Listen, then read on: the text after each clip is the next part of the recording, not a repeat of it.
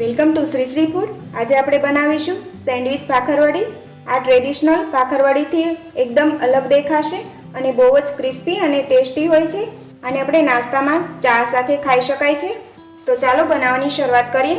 તો તેના માટે અહીંયા મેં 250 ગ્રામ મેંદો લીધેલો છે, 1 ટેબલસ્પૂન ટોપરાનું છીણ, 1 ટેબલસ્પૂન સફેદ તલ, 1 ટેબલસ્પૂન ખસખસ, 1 ટેબલસ્પૂન ખાંડ, 1 ટીસ્પૂન લાલ મરચું પાવડર, 1 ટીસ્પૂન ધાણા પાવડર, 1 ટીસ્પૂન આખું જીરું, 1 ટીસ્પૂન વરિયાળી પાવડર, 1/4 ટીસ્પૂન અજમા, 1/4 ટીસ્પૂન ગરમ મસાલો, 1/4 ટીસ્પૂન આદુનો પાવડર, 1/4 ટીસ્પૂન હળદર, ચપટી હિંગ, સ્વાદ પ્રમાણે મીઠું અને તળવા માટે તેલ।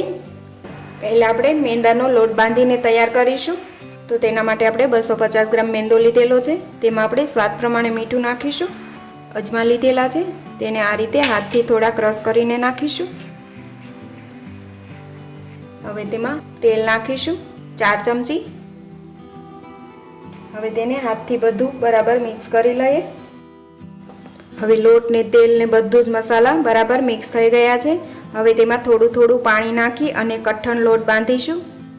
આ લોટને આપણે કઠણ જ બાંધીને તૈયાર કરવાનો છે, ઢીલો નથી બાંધવાનો।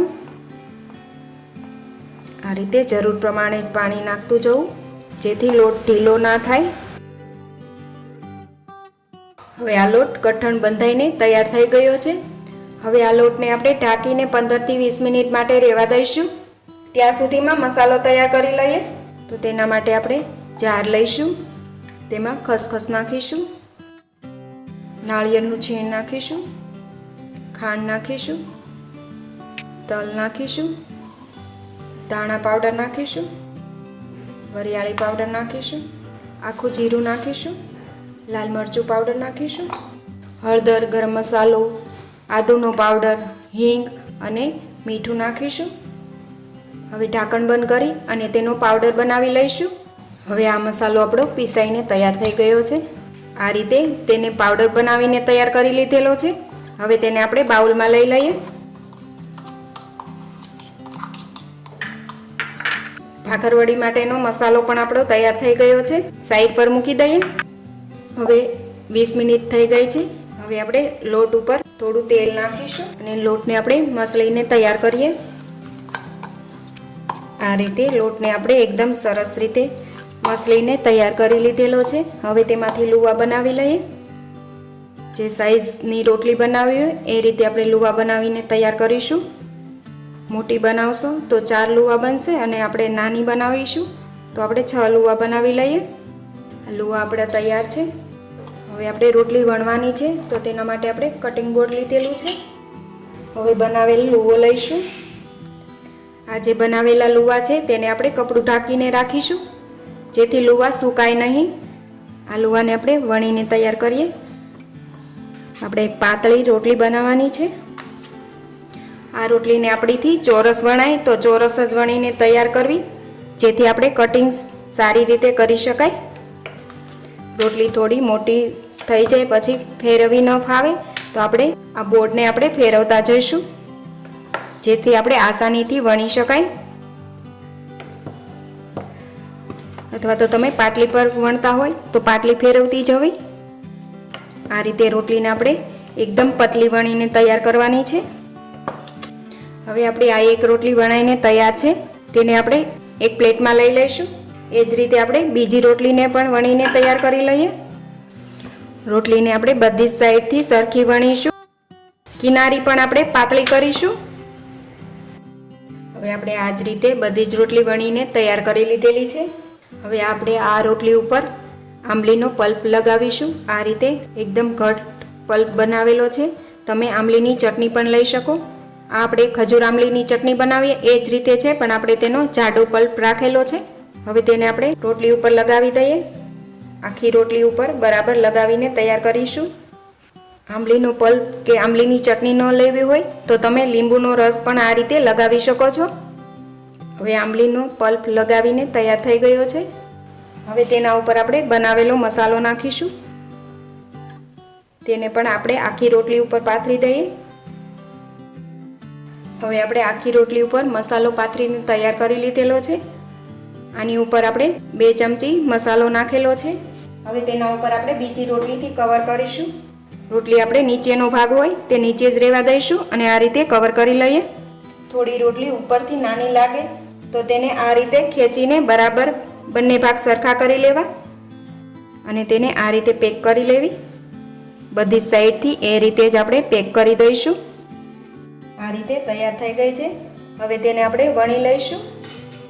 હવે તેને વણીને થોડી પાતળી કરીશું. આ રીતે વણીને તૈયાર કરી લીધેલી છે. હવે તેને આપણે કટ કરીશું. અત્યારે મેં આ કટર લીધેલું છે. તમે ચપ્પુથી પણ કટ કરી શકો છો. આપણે આ ભાખરવડીને ચોરસ કટ કરીને તૈયાર કરીશું. આ રીતે આપણે ભાખરવડી કટ કરીને તૈયાર કરી લીધેલી છે. હવે તેને ચમચીથી કાણા પાડીશું જેથી તે તળતી વખતે ફૂલે નહીં. આ રીતે આપણે બધા જમાં કાણા પાડીને તૈયાર કરીશું. આ રીતે ભાખરવડીને આપણે પલટાવીને પણ કાણા બનાવીશું જેથી તળતી વખતે ફૂલે જ નહીં. તો હવે આપણે બધા પીસીસ તૈયાર કરી લીધેલા છે. તેને આપણે કલાક માટે ખુલ્લા મૂકી દઈએ. આ જ રીતે આપણે કલાક માટે ખુલ્લા રહેવા દઈશું. ત્યારબાદ તેને આપણે તળીને તૈયાર કરીશું. ત્યાં સુધી રહેવા દઈએ. હવે 1 કલાક થઈ ગઈ છે.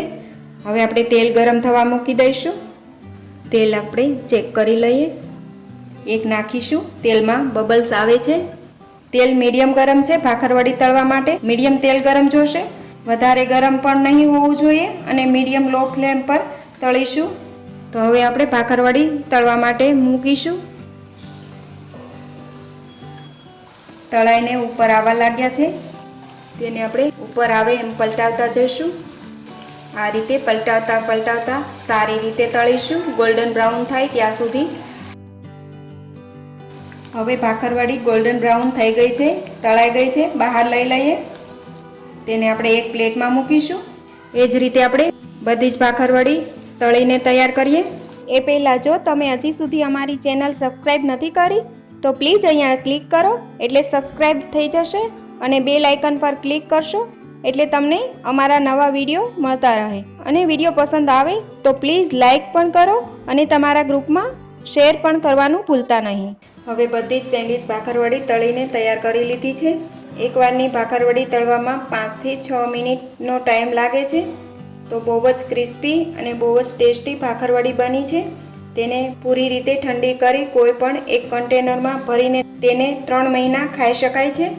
આ ભાખરવડી સેન્ડવિચ બનાવતી વખતે થોડું ધ્યાન રાખવું. લોટ થોડો કઠણ બાંધવો, પૂરી પાતળી વણવી, મસાલો તેના ઉપર વધારે ન નાખવો. ત્યારબાદ કાપી તેને 1 કલાક માટે ખુલ્લા રહેવા દેવા અને તળતી વખતે પણ ધ્યાન રાખવું. તેલ મીડિયમ ગરમ હોવું જોઈએ. ગેસ પણ મીડિયમ ધીમો હોવો જોઈએ. તો તમારી પણ સરસ ભાખરવડી સેન્ડવિચ તૈયાર થશે. તો તમે પણ આ રીતથી ભાખરવડી ઘરે જરૂરથી બનાવજો. તો તમને આજની રેસીપી જરૂરથી પસંદ આવી હશે.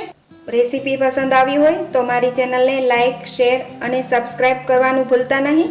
તો ફરી મળીશું એક નવી રેસીપી સાથે.